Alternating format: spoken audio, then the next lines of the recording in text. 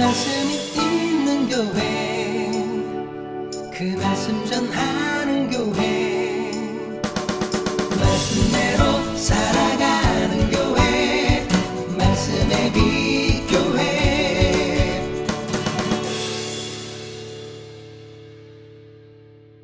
오늘은 여호와께서 닫으시다 라는 제목으로 함께 말씀을 나누고자 합니다. 창세기는 여러 번 말씀을 드렸지만 10개의 톨레도트로 구성이 되어 있습니다.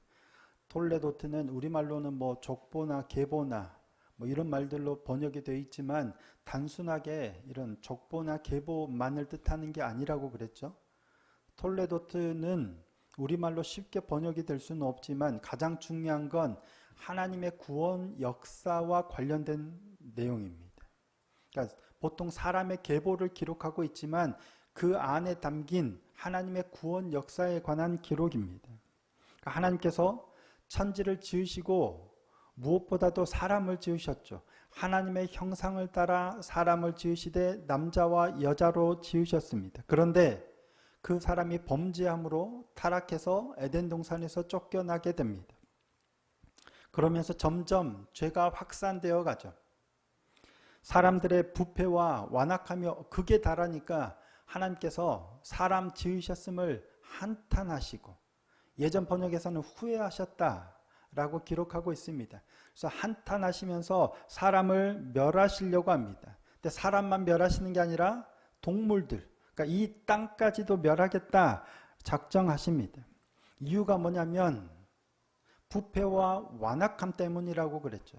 근데 이 부패가 뭐냐면 하나님의 아들들이 사람의 딸들의 아름다움을 보고 자기 마음에 드는 사람을 다 아내로 삼았다라는 게 가장 대표적입니다. 이에 하나님께서는 나의 영이 영원히 사람과 함께하지 않을 것이다 라고 말씀하셨죠. 자, 창세기 6장 3절 말씀입니다. 여호와께서 이르시되 나의 영이 영원히 사람과 함께하지 아니하리니 이는 그들이 육신이 됨이라. 그러나 그들의 날은 120년이 되리라 하시니라. 아멘. 궁금한 점들이 많으시겠지만 나중에 기회가 되면 함께 이런 부분들은 나누었으면 좋겠습니다. 오늘은 하나님의 아들들이 누구냐라는 이야기입니다. 하나님의 아들들이 누구냐에 관해서 여러 주장들이 있습니다. 대표적으로 지체 높은 집안의 아들들이다, 가문이 좋은 집안의 귀족들이다 라는 주장은 유대 랍비들이 보는 견해입니다. 또 하나는 굉장히 많이 이렇게 받아들여지고 있는 내용 중에 하나가 뭐냐면 하늘의 천사들이다, 천상의 존재들로 보이는 견해입니다. 필로나 요세푸스나 클레멘트와 같은 교부들, 그리고 루터와 같은 사람도 이 의견에 동의합니다. 하나님의 아들들을 하늘의 천사들이다 라고 보는 견해입니다. 왜 그러냐면 특히 최초로 번역된 성경, 헬라어로 번역된 최초의 번역 성경인 70인령에서 이 하나님의 아들들을 하나님의 천사들이라고 기록하고 있기 때문이에요. 앙겔로스 투 데우, 하나님의 천사들로 번역하고 있어요. 그래서 하나님의 아들들을 하나님의 천사들이라고 보는 이들이 많습니다. 그러니까 성경 가운데서도 하나님의 아들이 천상회의에 참여한 하나님의 천사들을 의미한다라고 보기 때문입니다. 욥기 1장과 2장 1절에도 그렇게 나오죠. 하지만 육체를 지니지 않은 순수한 영적인 존재인 천사가 육체를 가진 여자와 결혼하여 자식을 낳는다는 게 좀 그렇습니다. 수용하기 어렵습니다. 뭐가 맞는지는 정확한 답은 우리는 알지 못합니다.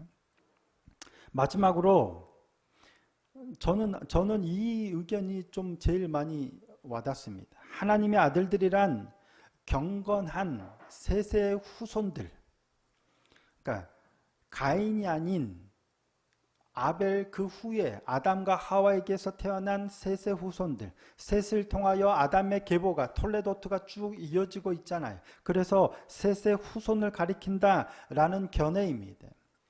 어거스틴이나 칼빈이나 이런 사람들이 이 주장을 하고 있습니다.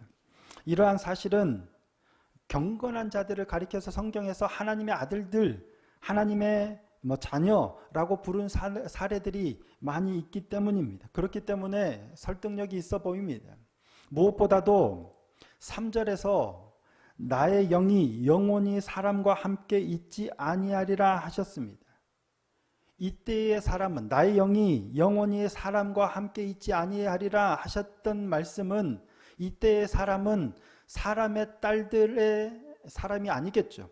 그들은 원래 육신이었어요. 하나님의 아들들이 사람의 딸들과 결혼해서 자식을 낳은 걸 보고 타락했다. 이제 내가, 나의 영이 영원히 너희와 함께 있지 않겠다라고 하셨어요. 문제는 하나님의 아들들의 타락이에요. 사람의 딸들이 아니에요. 그러니까 본래 사람의 딸들이야 육신의 사람이었어요. 하지만 하나님의 아들들은 하나님의 영이 거하시는, 함께 하시는 거룩한 영적인 존재였단 말이에요. 천상의 존재가 아니라 하나님이 하나님의 형상대로 지으셨던, 육신이 되기 이전에, 타락하기 전에 거룩한 하나님의 영적인 어떠한 가치를 지니고 살았던 사람들이에요. 그런데 그들이 하나님의 영적인 것을 다 버리고 육신을 추구하는 사람의 딸들과 동일하게 되어버렸다라는 거예요. 따라서 하나님의 아들들은 어떤 천상의 존재라고 보기보다는 영적인 거룩함을 지닌 사람을 의미한다라고 보는 게 조금 더 타당해 보입니다. 그러니까 이제는 영적인 거룩함을 멀리하고 육신적인 탐욕만을 따라 살아가는 존재가 되었음을 의미하면서 이를 부패와 완악함이다 라고 표현합니다. 이때 부패하다라고 번역된 단어가 샤하트예요. 한글로는 샤하트라고 제가 썼는데 샤하트입니다. 샤하트. 샤하트는 썩어서 쓸데없어지다 혹은 황폐하게 되다 라는 의미가 있습니다. 몇 가지 의미가 더 있지만 대표적으로 썩어서 쓸모없어져 버리다. 또 하나는 황폐하게 되다예요. 이때 부패와 완악함이라고 할 때는 썩어서 쓸모없어졌다는 의미겠죠. 썩어서 쓸모없어지고 완악해져 버렸어요. 그래서 하나님께서는 멸하겠다라고 말씀하시는데 이때 멸하리라 라고 번역된 단어도 샤하트입니다. 그때 의미는 뭐예요? 황폐하게 만들겠다는 의미겠죠. 썩어서 쓸데없어져 버린 인간을 이제는 황폐하게 만들겠다. 동일한 단어를 사용하면서 하나님의 의지를 밝히고 있는 겁니다. 하지만 예외가 된 사람이 한 사람이 있죠. 노아입니다. 그는 의인이요 당대의 완전한 자다라고 기록하고 있습니다. 노아가 의인이요 당대의 완전한 자인 이유는 뭐예요? 그가 실제로 그런 사람이어서가 아니라 하나님의 눈에 보기에요.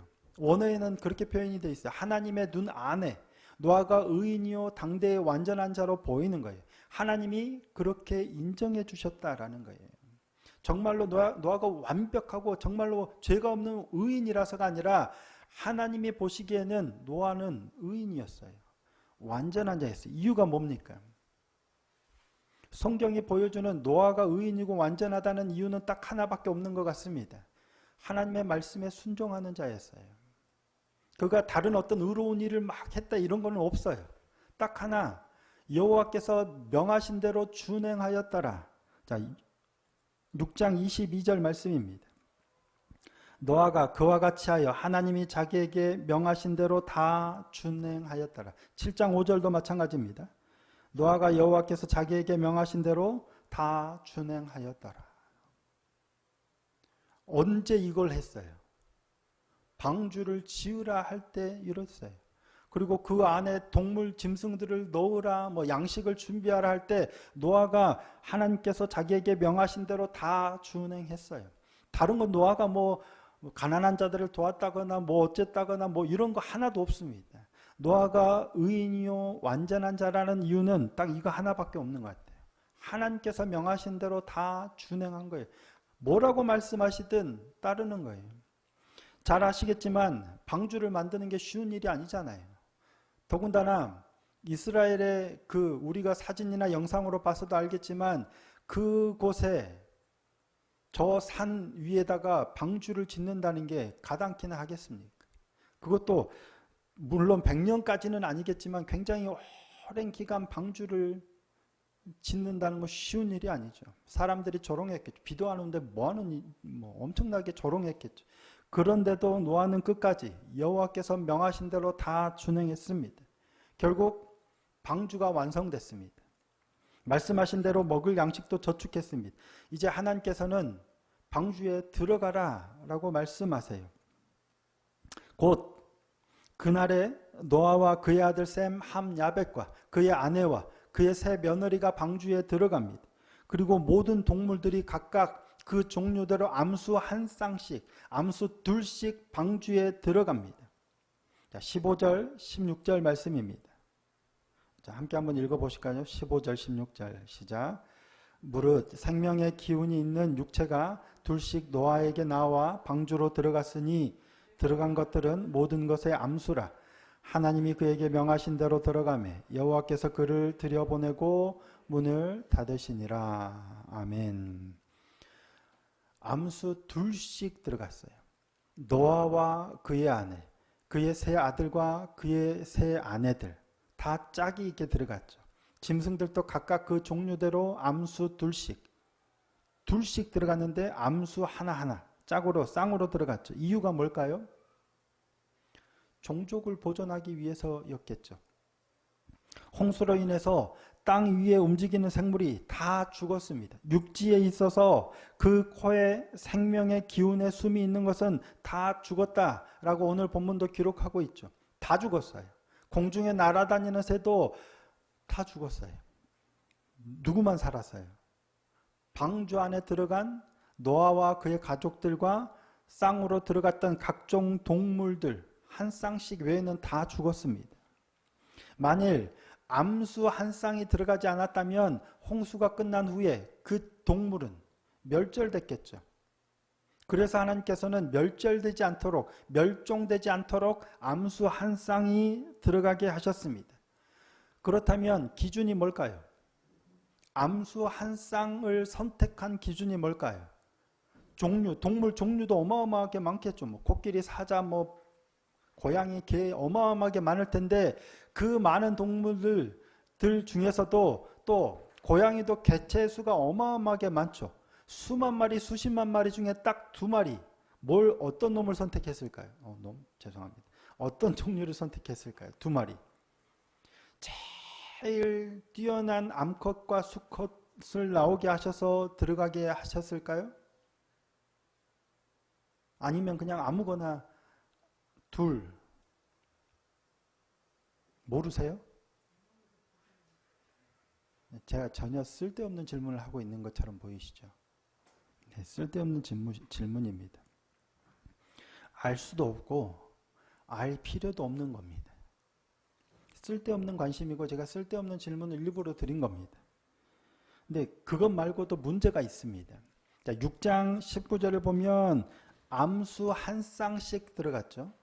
그리고 7장 9절에서도 암수 둘씩, 그러니까 한 쌍을 들어가도록 해요. 그리고 오늘 본문에서도 암수 둘씩 방주에 들어갔다라고 기록하고 있어요. 암수 한 쌍, 암수 둘씩, 암컷 한 마리, 수컷 한 마리 이렇게 한 쌍이 들어가게 명하셨고 실제로 그렇게 들어갔다라고 기록하고 있습니다. 근데 7장 2절, 3절에는 조금 다른 명령이 기록되어 있습니다. 자, 7장 2절, 3절 함께 한번 읽어보시겠습니다. 자, 시작. 너는 모든 정결한 짐승은 암수 7씩, 부족한 짐승은 암수 2씩을 내게로 데려오며 공중의 새도 암수 7씩을 데려와 그 씨를 온 지면에 유전하게 하라. 몇 마리씩 들어가라요? 정결한 것은 암수 7씩, 부정한 것은 암수 2씩입니다. 물론 원어에서는 부정한 것이라는 말이 직접적으로 쓰이지는 않았습니다. 정결한 것, 정결하지 않은 것입니다. 부정한 것과 달리 정결한 것에 집중하기 위해서 일부러 이렇게 표현한 거예요. 근데 중요한 건 정결한 것을 암수 7씩이에요. 이거 7쌍이 아니고 7마리가 더 타당해 보이기도 합니다. 뭐 어찌됐든 7마리든 7쌍이든 정결한 건 암수 7씩이에요. 부정한 건 암수 2씩이에요. 근데 앞서도 우리가 살펴봤지만 그런 거 없이 암수 2씩 들어가라 했고 암수 둘씩 들어갔다라고 기록하고 있는데 그러면 어떤 게 맞죠? 암수 정결한 것 7, 부정한 것 둘씩이 맞나요? 아니면 상관없이 무조건 암수 둘씩이 맞나요? 어떤 게 맞을까요? 이건 쓸데있는 질문입니다. 굉장히 중요한 겁니다. 왜 이런 차이를 보이는 걸까요? 분명히 둘 중에 하나는 다르죠. 틀렸다기보다는 조금 다릅니다. 애초에는 둘씩이라고 기록되었을 것 같아요. 근데 후대에 갔더니 뭐예요? 문제가 발생하는데 뭐냐면 암수 둘씩이 들어가면 노아가 방주에서 나온 후에 정결한 짐승으로 정결한 새로 번제를 드려요. 근데 방주 안에서 그들이 그 뭐 150일이 됐든 뭐 1년이 됐든 그 안에서 이렇게 해서 새로운 개체들이 또 태어났을까요? 그래서 두 쌍이 들어갔지만 정결한 것들은 많아져 가지고 번제로 드려도 또 이 자손들 그게 있어서 멸종되지 않았을까요? 그러지 않았을 것 같아요. 그러면 정결한 짐승은 기껏 종족을 보존하기 위해서 정결한 짐승 둘씩 한 쌍을 들여보냈는데 결국은 홍수 끝나고 나서 그 정결한 짐승은 멸종이 돼 버리는 거잖아요. 그럼 문제가 생기죠. 그래서 아마 일곱씩 정결한 것은 번제로 드려야 했던 정결한 것은 7씩, 부정한 것은 2씩이라고 기록하지 않았을까 싶어요.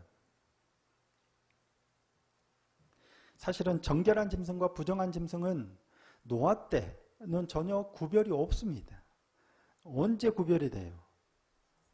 나중에 레위기에 가서야 정결한 짐승, 부정한 짐승에 관한 규정이 나옵니다. 그러니까 이는 노아 당시에 기록되었다라기보다는 후대에 보완된 부분이 아닌가 싶습니다. 뭐 정확한 건 알 수가 없습니다. 방주에서 나온 후 하나님께 번제를 드리죠. 자, 8장 20절. 노아가 여호와께 제단을 쌓고 모든 정결한 짐승과 모든 정결한 새 중에서 제물을 취하여 번제로 제단에 드렸더니 만일 정말 둘씩만 들어갔다면 정결한 짐승 중에 몇 종류는 번제로 드려져서 이미 그 순간 멸종을 당해버릴 겁니다. 그러면 하나님의 의도와는 맞지 않겠죠. 그래서 번제에 드려질 정결한 짐승은 암수 7씩 들어가게 하셨다라고 기록하지 않았을까 싶습니다. 전에도 제가 잠깐 말씀을 드렸지만 모세오경 문서설이라는 게 있어요. 모세오경의 문서설. 새벽에 제가 잠깐 말씀을 드렸는데 JEDP라는 이론입니다. 율리우스 벨 하우젠에 의해서 창안된 이론인데요. 뭐 제사장 문서, 야훼 문서, 엘로힘 문서, 제사장 문서, 또 하나 뭐죠? 신명기적 문서. 그러니까 이런 여러 가지 문서들이 편집되어서 최종적으로 모세오경이 완성되었다라고 보는 이론입니다. 그러니까 모세오경의 저자는 모세인데 모세가 처음부터 끝까지 다 쓴 게 아니라 모세가 기본적으로 기록을 했지만 후대에 가서 보완하고 첨가되어서 편집해서 완성되었다라고 보는 이론입니다.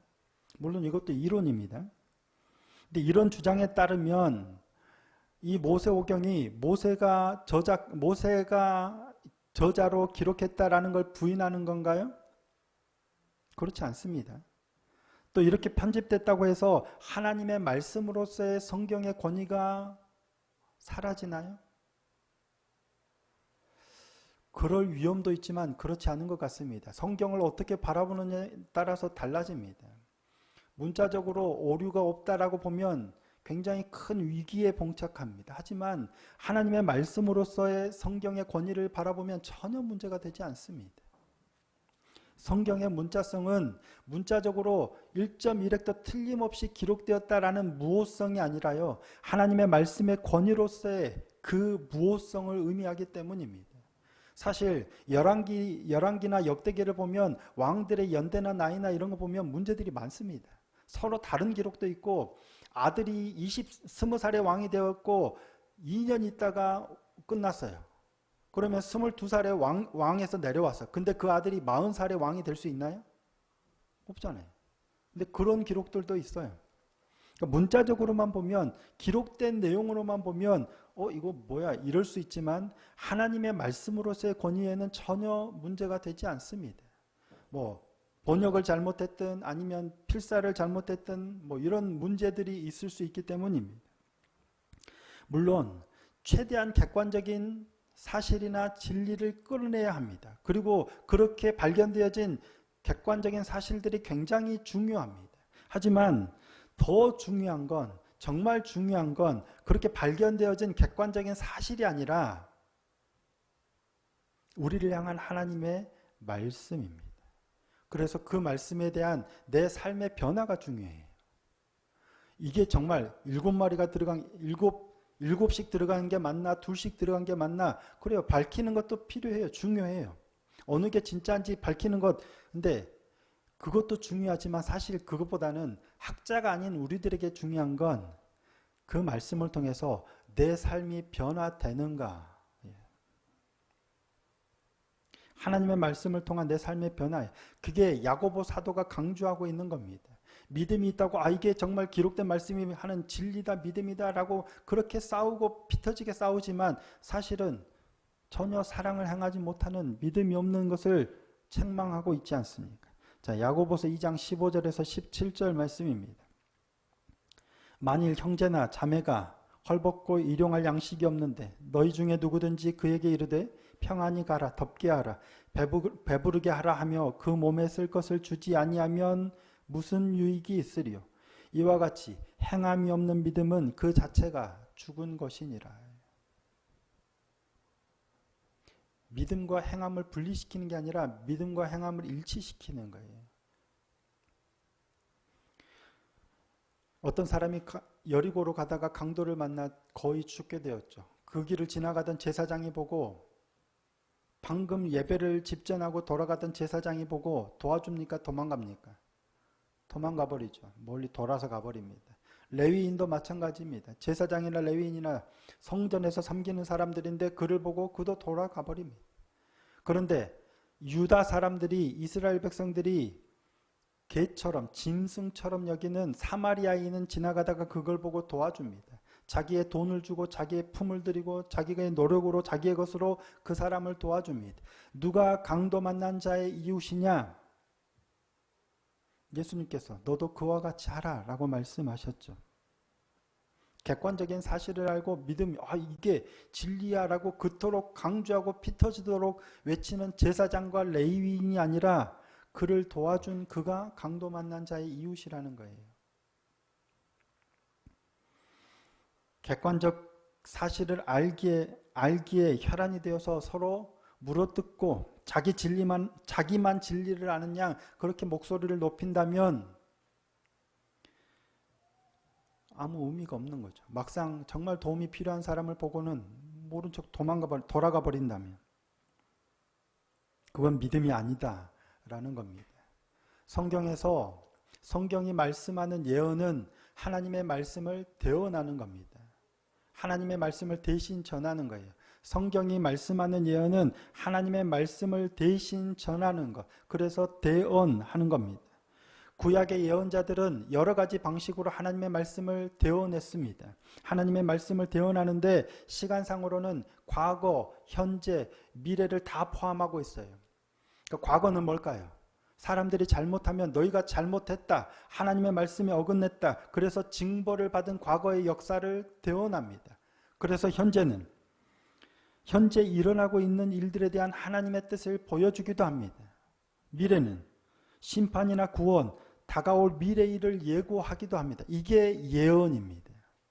선지자들이 하나님의 말씀을 대언한 예언에는 과거도 있고 현재도 있고 미래도 있어요.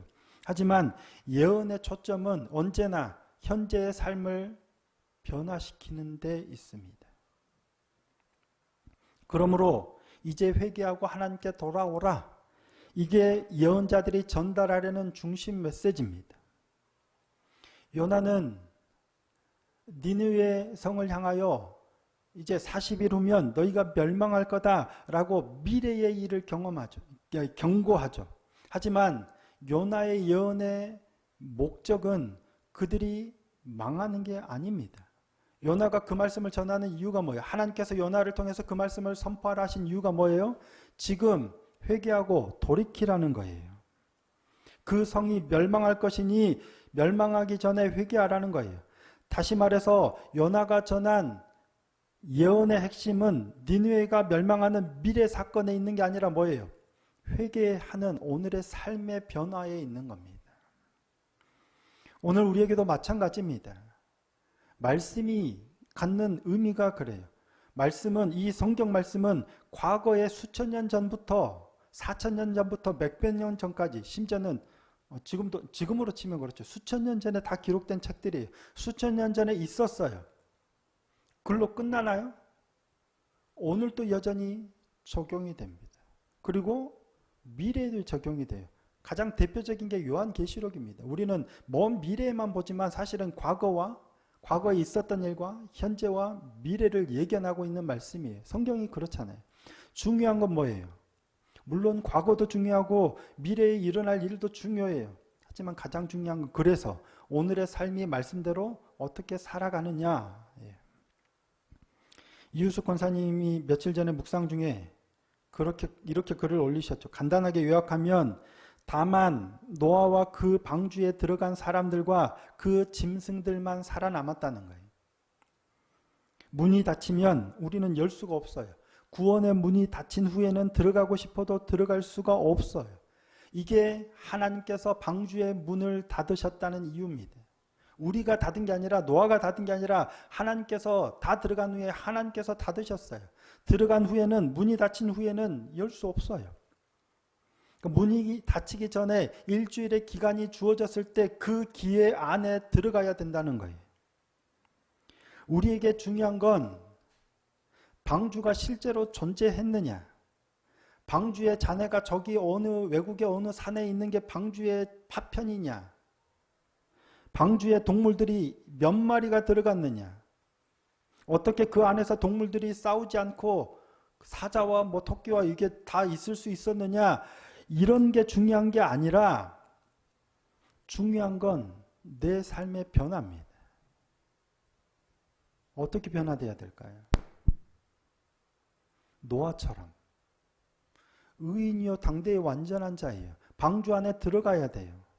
방주가 실존했느냐 어땠느냐 이런 것보다 훨씬 중요한 건 방주 안에 우리가 들어갈 수 있느냐예요. 그러려면 노아처럼 말씀에 순종한 사람이 되어야 한다는 거예요. 매일의 말씀을 통해서 나는 얼마나 하나님의 사람으로 변화되어 가고 있는가 하는 거예요. 한순간 말씀의 사람으로 확 바뀔 수도 있지만 서서히 나도 모르게 변화되어 가는 경우가 훨씬 많은 것 같습니다. 그래서 우리가 날마다 말씀 앞에 서고 말씀 앞에 노출되려고 하는 겁니다. 그 말씀이 우리를 나도 모르게 하나님의 말씀의 사람으로 변화시켜 가기 때문입니다. 이때도 조심해야 될 게 우리의 관심이 얼마나 이것이 객관적인 사실이냐, 내가 얼마나 많은 사실을 알고 있느냐가 아니라 이를 통해서 하나님이 나에게 뭘 말씀하고 계시느냐. 돌이키라는 거예요. 너 지금 잘못하고 있지 않느냐. 네가 부패하고 완악하고 있지 않느냐. 하나님이 원하시는 건 돌이키라는 거예요. 그래서 지금 문이 닫히기 전에 방주 안으로 들어가라는 거예요. 아직도 어쩌면 우리는 온통 세상적으로 기울어 있을지 모르겠습니다. 제사장이라 나 잘 알고 있어. 레위인이라 잘 알고 있어. 나는 마치 내가 방주 안에 있는 것처럼 행하기도 하고 문이 열렸을 때 나는 방주 안에 얼마든지 들어갈 수 있는 것처럼 살아가고 있지만 어쩌면 문이 이미 닫힌 건 아니겠죠. 아직 주님이 다시 오시지는 않으셨으니까. 근데 우리에게 일주일의 시간이 주어졌어요. 그게 얼마나 길지 아무도 모릅니다. 수천 년이 걸릴지 아니면 내일 당장 주님이 오셔서 문을 닫아버릴지 아무도 모릅니다. 그래서 오늘 우리에게 주어진 건 오늘 바로 이때 하나님의 말씀에 순종해야 하는 거예요. 뭐라고 말씀하셔? 들어가라 하면 들어가야 되고, 만들라 하면 만들어야 되고, 가라 하면 가야 되고, 머물라 하면 머물러야 되고. 물론 여러 가지 사실들이 중요하겠지만 무엇보다 중요한 건 우리가 하나님의 말씀에 오늘 또 변화되는 삶을 살아가고 있는 거예요. 그 말씀을 더욱더 무겁게 받아들임으로 겸손하게 하나님의 말씀에 변화되어서 순종하는 사람이 되기를 소원합니다. 그를 통하여 하나님이 문을 닫으시기 전에 방주 안에 들어가서 하나님의 구원을 성취하는 복된 은혜의 사람이 될 수 있기를 예수님의 이름으로 축복합니다.